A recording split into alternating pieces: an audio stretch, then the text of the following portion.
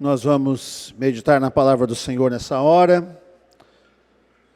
E, para tanto, eu convido os irmãos a abrirem suas Bíblias em Atos dos Apóstolos, capítulo 15, dos versículos 36 a 41.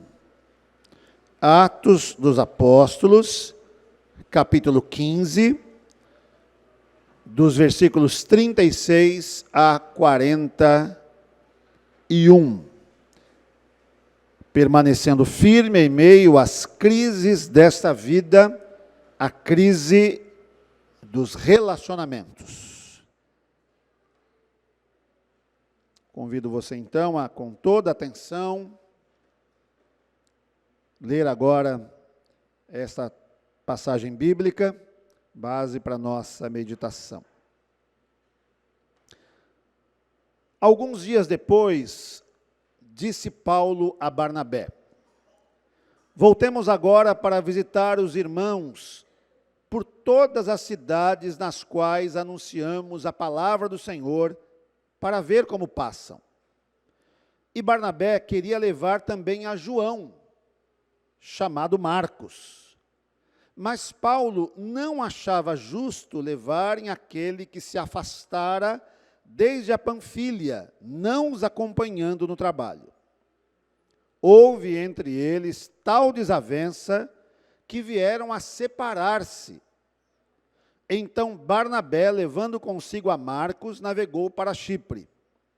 Mas Paulo, tendo escolhido a Silas, partiu encomendado pelos irmãos à graça do Senhor, e passou pela Síria e Cilícia, confirmando as igrejas. Que Deus nos abençoe, meus irmãos, com a leitura e a exposição da sua palavra. Quando eu estava estudando acerca do que falar nessa manhã aos irmãos, tendo como base esse tema, a crise nos relacionamentos, eu pude me deparar com vários desentendimentos na Bíblia, vários. A gente tem nas cartas de Paulo a recomendação para que Evódia e Sintique pensem concordemente no Senhor. Havia desavença entre elas. Nós enxergamos desavença na casa de Davi, muita desavença entre ele e a sua família, entre ele e os seus filhos, filhos que tentaram tomar o poder. Nós lemos na primeira leitura, ou na segunda leitura, no Gênesis, a desavença havida entre Caim e Abel, uma desavença que resultou num homicídio. Nós temos vários conflitos presentes e relatados no texto bíblico, e temos este conflito.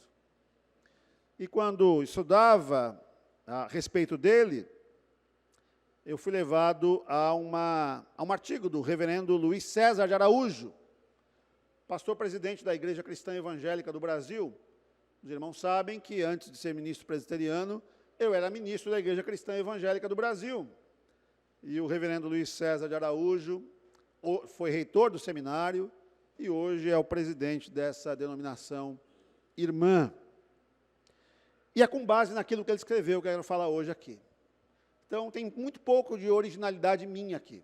É muito a fala do reverendo Luiz César, porque aquilo que ele escreveu é exatamente aquilo que eu queria falar. E eu quero compartilhar isso, então, com os irmãos. Conflitos, regra geral, são inevitáveis. Mesmo em situações em que crentes maduros estão envolvidos, conflitos podem estar presentes. Eles acontecem em qualquer ambiente e entre qualquer grupo social, onde 2 ou 3 se reúnem para discutir algum assunto, há conflito em vista. Tudo estava bem aqui, até que Paulo resolveu voltar às cidades onde ele e Barnabé haviam pregado o evangelho durante a sua primeira viagem missionária. Quando Barnabé quis levar João Marcos, houve dissensão. Paulo não queria levar João Marcos nessa viagem. E por que Paulo não queria levar João Marcos nessa viagem? Porque a presença ou não presença de João Marcos nessa viagem missionária causou a separação entre Paulo e Barnabé. Vamos conferir lá no texto. Se você quiser abrir, Atos 13, de 1 a 13.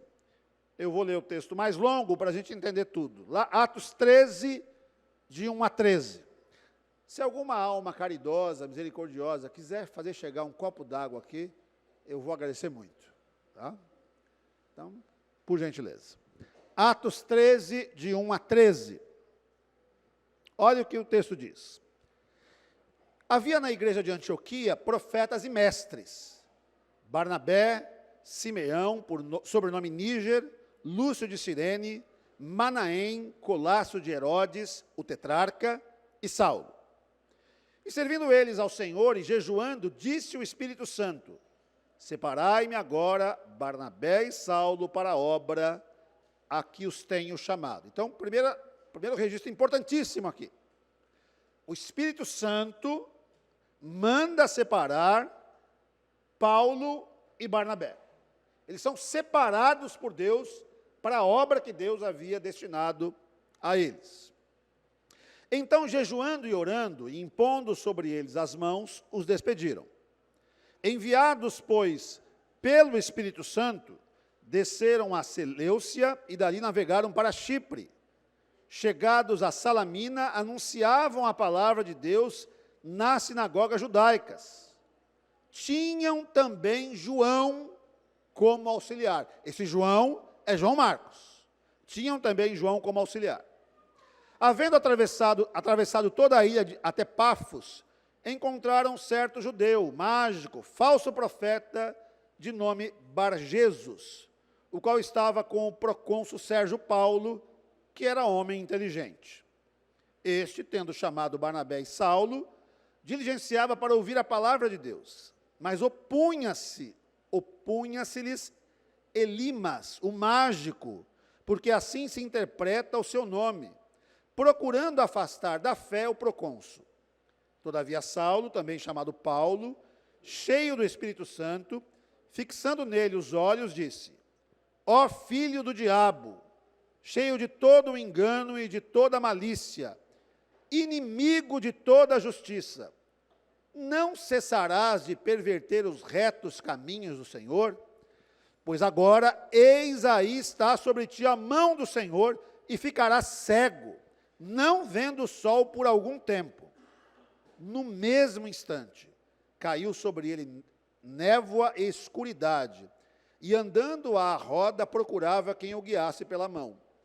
Então o procônsul, vendo o que sucedera, creu, maravilhado com a doutrina do Senhor. E navegando de Pafos, Paulo e seus companheiros dirigiram-se a Perge da Panfilha. João, porém, apartando-se deles, voltou para Jerusalém. Até aqui a leitura. Então veja bem, nessa primeira viagem missionária, Paulo e Barnabé, comissionados pelo, veja só, o Espírito Santo pede para separar os dois, e o texto diz que eles foram enviados pelo Espírito Santo. Sim, a igreja enviou, né? Receberam a imposição de mãos, mas acima de tudo é o Espírito Santo quem chama, quem convoca, quem capacita, quem ilumina a igreja para que ela observe líderes, destaque líderes, envie, comissione esses líderes. E o texto diz que João Marcos estava com eles.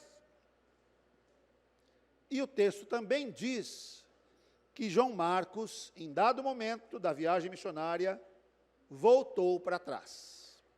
Meus irmãos, a Bíblia não diz por que João Marcos, eu vou usar uma palavra aqui do vocabulário militar, por que João Marcos desertou. Não diz. Mas o fato é que, de um lado, estava o apóstolo Paulo, desconfiado de João Marcos, por conta desse primeiro episódio, dizendo, não, ele não vai conosco nessa viagem. Como que dizendo, vai que ele deserta de novo, vai que ele não dá conta de novo, vai que ele volta atrás de novo. Não. Então, o olhar de Paulo para João Marcos é um olhar de desconfiança. É como se Paulo dissesse, não, eu não vou dar essa segunda chance para ele, não. Mas já o olhar de Barnabé era diferente. É como se Barnabé dissesse, não, Paulo, vamos dar mais uma chance para João Marcos. João Marcos é nosso irmão, gente boa, né? Ele voltou atrás aquela vez, mas agora ele pode não voltar. Vamos dar essa chance para João Marcos. Mas a verdade, meus irmãos, é que não houve acordo. 2 homens separados pelo Espírito Santo, comissionados pelo Espírito Santo, cheios do Espírito Santo, servos de Deus, não entraram em acordo a respeito da presença ou não de João Marcos. Vejam só. Por que conflitos acontecem? É isso que a gente vai tentar responder hoje aqui. Porque mesmo entre homens de Deus, servos de Deus, homens e mulheres a quem Deus chama, comissiona, abençoa, batiza no corpo com o seu Santo Espírito, porque mesmo entre pessoas tementes a Deus, podem acontecer conflitos, separação. Em primeiro lugar, e é óbvio, conflitos são resultado do pecado. São resultado da nossa incapacidade de ceder, de entrar em acordo, de entrar em concordância. Isso é fruto do pecado. Desde o Jardim do Éden, o pecado tem gerado na humanidade caída conflitos. Timothy Lane e Paul Tripp, em seu livro Relacionamentos, apontam para a origem deste conflito, baseando-se na natureza pecaminosa do homem. Segundo eles, este se estabelece por causa de alguns fatores inerentes à natureza pecaminosa do homem. E eles apontam quais são esses fatores que são próprios da nossa natureza pecaminosa. Egocentrismo. O homem rejeitou a Deus, assim criou-se dentro dele um vácuo permanente, e o pecado o levará a preenchê-lo instintivamente com ele mesmo. Se o homem é o seu próprio centro, se o homem é a sua própria satisfação, ele tentará, de toda e qualquer forma, proteger os seus direitos. Egocentrismo. Autorregência. Quando a sábia e amorosa regência de Deus sobre o homem é substituída pela autorregência, as outras pessoas se tornam apenas coadjuvantes e, às vezes, súditos deste. Assim se exige de outras pessoas a sujeição às suas ordens e a submissão ao seu controle. Quando nós abandonamos a regência de Deus sobre as nossas vidas, nós nos colocamos como regentes da nossa própria vida. E a tendência é que queiramos fazer do outro nosso súdito. Autossuficiência.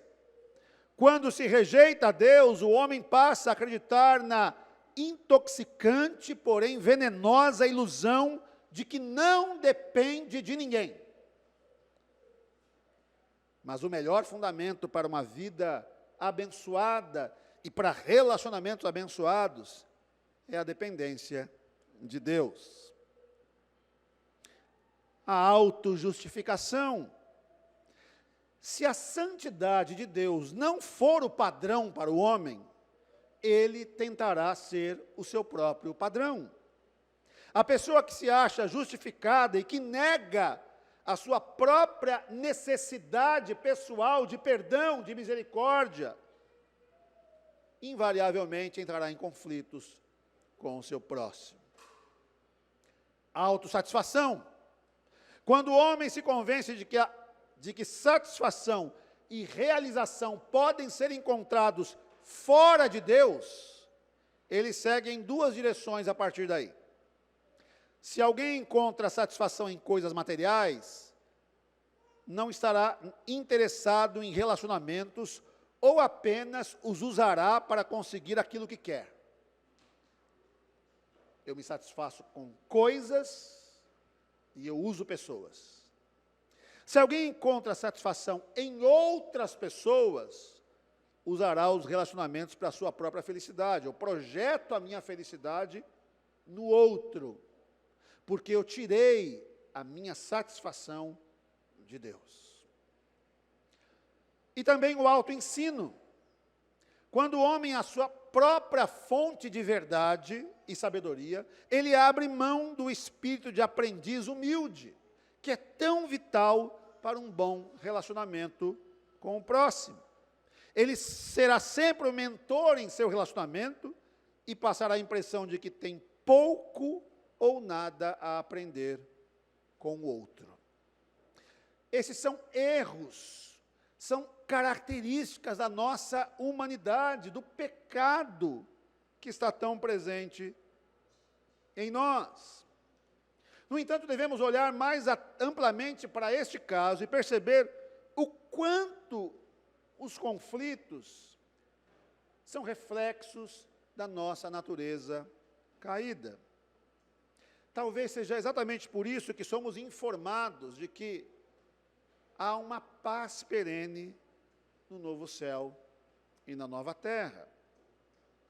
Efésios 2, 14 e 17, Paulo diz o seguinte: porque Ele é a nossa paz, o qual de ambos os povos fez um, e derrubando a parede de separação que estava no meio, na sua carne, na carne de Cristo, desfez a inimizade. Isto é, a lei dos mandamentos que consistia em ordenanças para criar em si mesmo, dos dois povos, judeus e gentios, um novo homem fazendo a paz. E pela cruz reconciliar ambos com Deus em um corpo, matando com ela as inimizades. E vindo ele evangelizou a paz, a vós que estáveis longe, os gentios, e aos que estavam perto, aos judeus. Em Cristo, a inimizade, a separação, essa coisa de dois povos diferentes, acaba. É por isso que nós precisamos de Cristo, para que haja unidade, para que haja consenso, para que haja concórdia. Cristo é o elo que une todos os povos, que faz de todos os povos um, que derruba com as diferenças que existem entre nós. Lembremos então, por que os conflitos existem? Por causa do pecado. E Cristo morreu na cruz para nos salvar dos nossos pecados. Foi esse o anúncio do anjo: Ele salvará o seu povo dos pecados deles.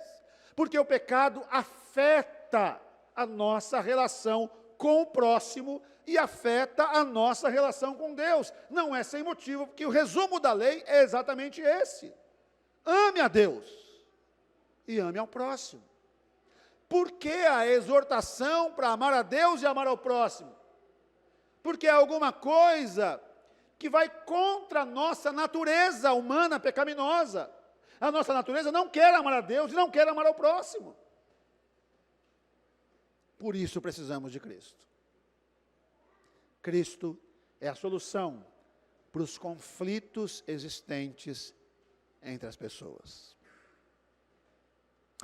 O segundo ponto que nós poderíamos abordar é o seguinte: nos conflitos, o objetivo deve ser o amor e a humildade. Os conflitos sempre existirão. No entanto, o amor e a humildade devem ser as chaves para vencê-los. A diferença de opiniões, de pensamentos, de sentimentos, antes de nos dividir, devem ser fatores do nosso crescimento. Pensando, por exemplo, no dom do Espírito Santo, as várias faces do fruto do Espírito, os dons, enquanto diversos, promovem o crescimento e a unidade da igreja. Ora, há diversidade de dons, mas o Espírito é o mesmo. E há diversidade de ministérios, mas o Senhor é o mesmo. E há diversidade de operações, mas é o mesmo Deus que opera tudo em todos. Mas a manifestação do Espírito é dada a cada um para o que for útil, para um fim proveitoso. É claro que nós somos diferentes. É claro que nós temos opiniões diferentes. É claro que nós temos gostos diferentes. Daqui a pouco, isso vai ficar muito evidente, muito claro, né? Ao redor da mesa. Como frango, não como frango. Como carne, não como carne. Gosto de salada, não gosto de salada. E por aí vai. O nosso gosto culinário é diferente. E tantos outros gostos e modos diferentes de se expressar estão presentes na coletividade. Mas, se há amor e se há humildade, nós somos capazes de superar isso e fazer das diferenças uma força. Uma força. Devemos ser capazes de amar as pessoas mesmo desprezando, ou não concordando, ou não entendendo os seus gostos. Paulo tinha razão em duvidar do compromisso missionário de João Marcos, porque ele presenciou a sua deserção na primeira viagem. No entanto, Paulo não foi capaz de olhar, pelo menos naquele momento, além das falhas e ser amoroso, dando uma chance nova para aquele discípulo. Se buscarmos em primeiro lugar o amor, o que se diferencia em nós pode ser superado. E a Bíblia é clara quando fala do amor de Deus para conosco e como deve ser o nosso amor para com Ele e para com o próximo. Nisto está o amor. Não em que nós tenhamos amado a Deus, mas em que Ele nos amou a nós e enviou o Seu Filho para propiciação pelos nossos pecados. Amados, se Deus assim nos amou, também devemos amar uns aos outros. E vejam, Deus amou pessoas diferentes. Deus amou pessoas de origens diferentes. Deus amou pessoas de cores diferentes. Deus amou pessoas com gostos diferentes. Povos diferentes. Se Ele assim amou, nós também devemos amar. Ninguém jamais viu a Deus. Se nos amamos uns aos outros, Deus está em nós, e em nós é perfeito o seu amor. Um segundo aspecto igualmente importante, somado ao amor, é a humildade. Sem humildade não haverá qualquer possibilidade da construção da paz na Igreja de Cristo. Neste ponto, o Senhor Jesus nos serve como modelo perfeito. De sorte que haja em vós o mesmo sentimento que houve também em Cristo Jesus, que sendo em forma de Deus, não teve por usurpação ser igual a Deus, mas esvaziou-se a si mesmo, tomando a forma de servo, fazendo-se semelhante aos homens, e achado na forma de homem, humilhou-se a si mesmo, sendo obediente até a morte e morte de cruz. Em Jesus não encontramos apenas o nosso melhor modelo, ou modelo perfeito de amor e de humildade, mas também encontramos nele os recursos necessários para promovermos uma cultura de paz na igreja e na sociedade. Novamente, nos reportando a história da igreja, podemos observar o quanto falta amor e humildade, quantas divisões e crises são promovidas na igreja, quantas igrejas e até denominações tiveram divisões históricas por causa da humildade, ou falta de humildade e falta de amor. Quantas? Até hoje, meus irmãos. E nesse sentido, a nossa igreja, esta igreja, a Igreja Presbiteriana do Jaraguá, pela graça de Deus, é um bom exemplo. E vocês sabem por quê. Ipanema, Pan-Americano, Cidade da Abril. Ipanema, Parque São Domingos. Pan-Americano, Vila Bonilha. É isso? Cidade da Abril, Pirituba. 3 igrejas diferentes. 3 congregações diferentes. E estamos nós todos aqui hoje. Pela graça do nosso Deus. Mas quantos maus exemplos nós temos de divisão no corpo de Cristo? Por falta de amor, por falta de humildade. Quantas divisões nós experimentamos em nossas famílias? Por falta de amor, por falta de humildade. Por falta de reconhecermos que somos pecadores e que precisamos de Cristo.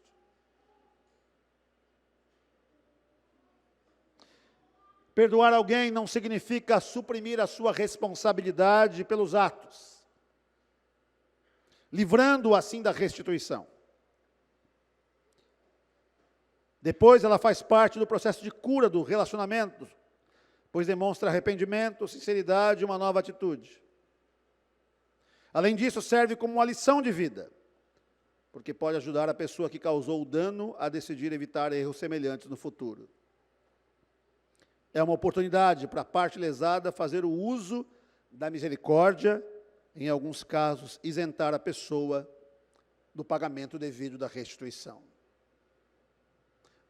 O perdão não necessariamente livra o perdoado da dívida, da restituição, mas às vezes o que perdoa pode dizer, olha, está pago, você não precisa me restituir nada.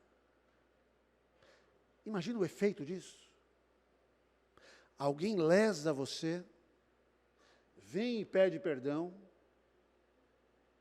a restituição seria devida, e você diz, não precisa. Está pago. Assim como Cristo fez conosco. Está pago. Está consumado.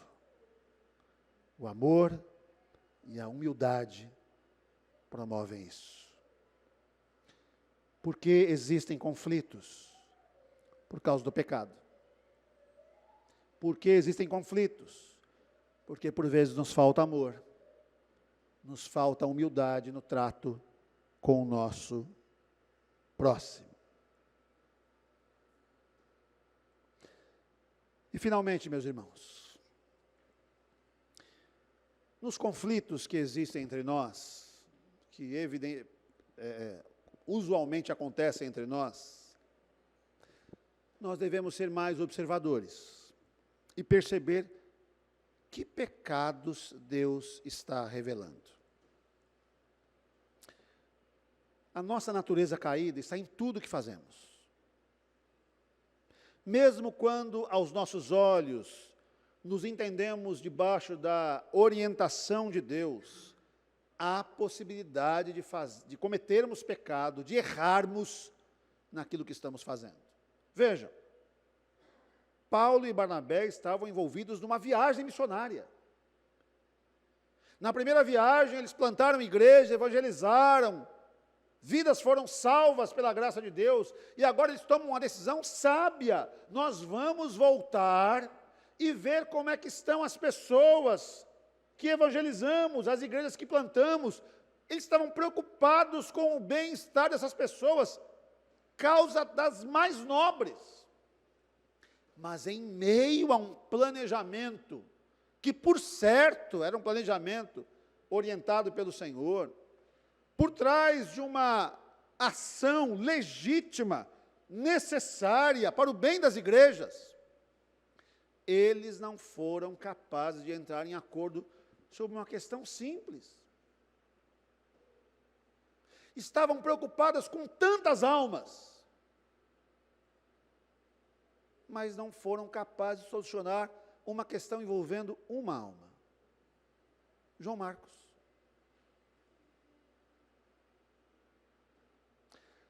O texto bíblico não apresenta uma condenação. A Bíblia não diz, olha, Paulo errou, Barnabé errou, ou Paulo está certo, ou Barnabé está certo. A Bíblia não diz isso. Ela narra o episódio. Ela mostra para a gente que aconteceu um conflito e por conta desse conflito houve uma separação. Não há uma repreensão, mas é claro, também não há louvores pela atitude deles. Mas partindo do princípio que o pecado está sempre presente na nossa natureza e que devemos analisar a sua manifestação, devemos sempre pensar, o que Deus está nos revelando em meio aos conflitos?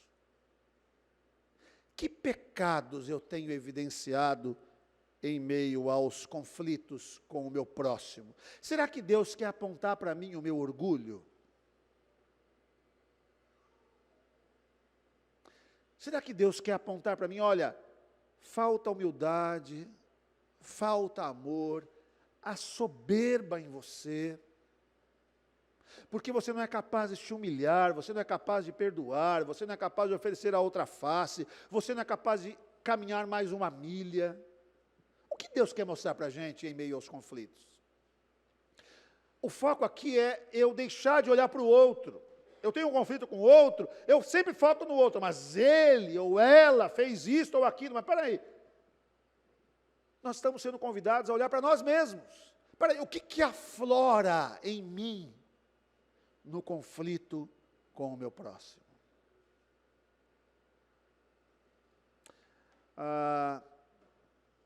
Ken Sand muito nos ajuda ao apontar o que chama de a colina escorregadia do conflito, como reações pecaminosas durante o mesmo. Segundo ele, há 3 maneiras básicas com as quais as pessoas reagem ao conflito: fuga, ataque ou pacificação. Tanto a fuga quanto o ataque são manifestações negativas, fruto do pecado e da exteriorização do velho homem que habita em nós. E ele continua dizendo: se você deseja ficar no topo desse terreno escorregadio, que é onde se encontra a pacificação, precisa fazer 2 coisas. Em primeiro lugar, peça a Deus que o ajude a resistir à inclinação natural de fugir ou atacar quando diante de um conflito. Alguém não te cumprimentou direito, você achou que um irmão destratou você, ou você foge, então eu não vou conversar mais com ele, eu evito. Irmãos, deveria ser uma vergonha isso para nós, mas isso acontece na igreja. Pessoas que se evitam, crentes que se evitam. Chega no ambiente, tem um crente ali, a pessoa com a qual você tem um conflito, você evita. Dá uma disfarçada, vira as costas, cumprimenta outros, puxa a conversa, não quer nem conversar com o irmão, mas puxa a conversa com aquele outro irmão, só para não cumprimentar o outro. Você evita. Ou então, você ataca. Você fala mal o tempo todo, você retribui, você distrata também. E quando eu digo você, obviamente eu estou dizendo nós. Todos nós podemos eventualmente fazer isso. Então, em primeiro lugar, peça a Deus que o ajude a resistir à inclinação natural de fugir ou atacar quando diante de um conflito. Em segundo lugar, peça a Deus que o ajude a desenvolver a habilidade de colocar em prática o Evangelho,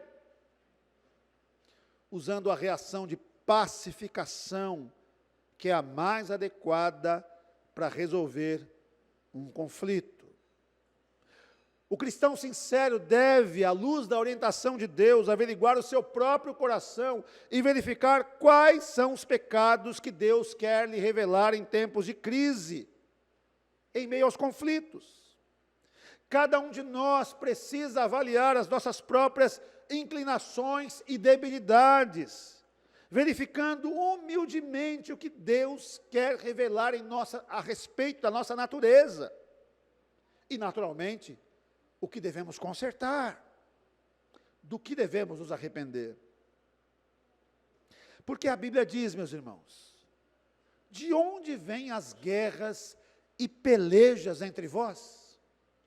Porventura não vem disto, a saber, dos vossos deleites, que nos vossos membros guerreiam. Tiago 4, 1.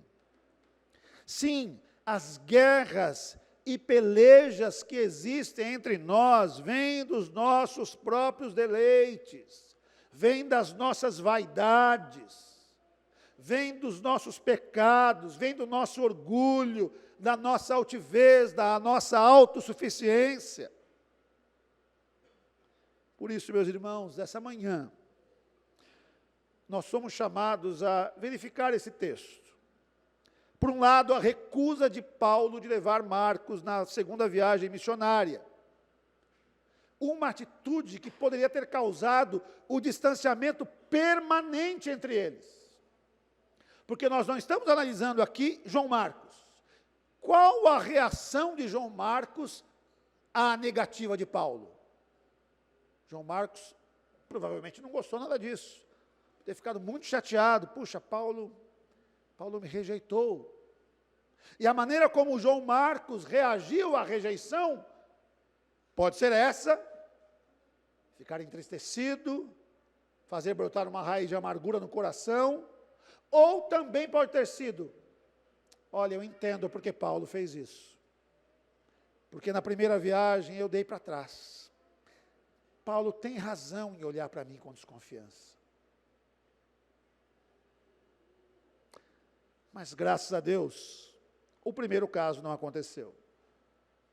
Durante os últimos anos da vida de Paulo, João Marcos, aquele que foi rejeitado pelo apóstolo, lhe fez companhia, permanecendo ao seu lado nas horas mais difíceis.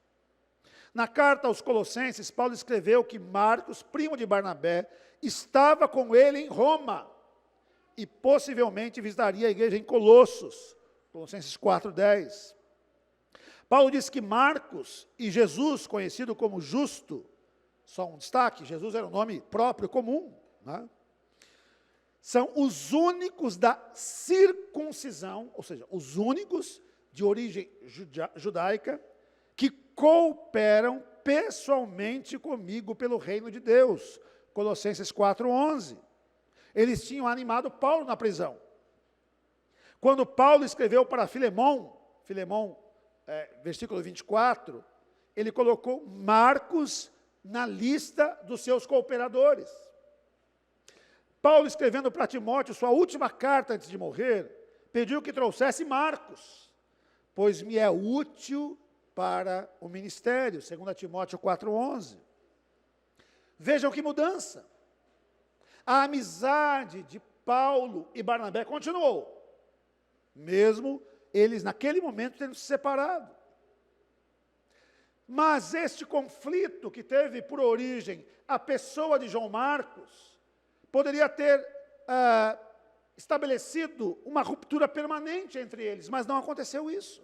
A graça de Deus fez com que no final da sua vida, Paulo registrasse o fato de que João Marcos, aquele que foi rejeitado naquela ocasião, fosse útil para o seu ministério, alguém que lhe ajudou nos momentos cruciais da sua vida, e ele deixa registrado isso na sua palavra. Que mudança, meus irmãos. Que mudança.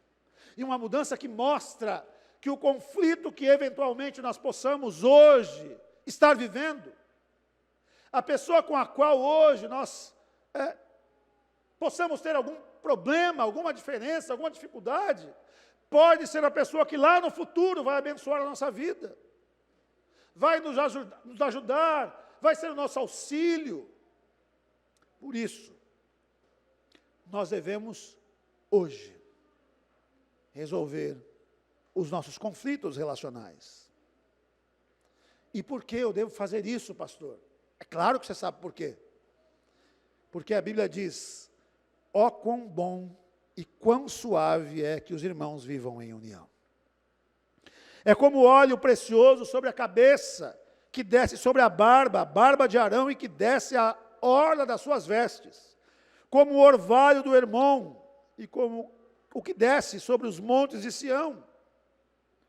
Porque ali aonde? Ali o Senhor ordena a sua bênção e a vida para sempre. Ali aonde? Na comunhão, na concórdia, na reconciliação, no amor, na humildade, no reconhecimento do nosso pecado, ali na amizade, na comunhão cristã, o Senhor ordena a vida e a bênção para sempre. Que esteja no seu foco, hoje, durante todo esse ano e durante toda a vida. Seja esse um foco da sua vida. Reconciliação. Paz com Deus, paz com os homens. Como é que eu faço isso, pastor? Eu reconheço o meu pecado. Eu reconheço que às vezes o meu pecado me afasta do outro. A minha autossuficiência me afasta do outro. Como é que eu faço isso, pastor? Reconhecendo que eu preciso ser mais amoroso e mais humilde. Que eu devo me humilhar, que eu devo amar incondicionalmente o meu irmão. Como é que eu faço isso, pastor? Discernindo em meio aos conflitos os pecados que Deus quer revelar, não do outro, mas os meus próprios. O mal que habita em mim. A natureza pecaminosa que eclode no momento de conflito. O pior que há em mim. Eu devo olhar para isso, eu devo ter essa capacidade, pedir para Deus essa capacidade. Senhor, me mostra a pessoa terrível que eu sou, em meio aos conflitos, em meio aos desentendimentos. Porque como cantamos, a começar em mim, quebra corações. Para quê? Para que sejamos todos um, como tu és em nós. Que eu e você vençamos os conflitos. Que eu e você peçamos perdão e ofereçamos perdão às pessoas. Que assim seja, meus irmãos. Em nome de Jesus. Amém. Vamos curvar nossas cabeças. Vamos orar. Mais uma vez eu quero convidá-lo a lembrar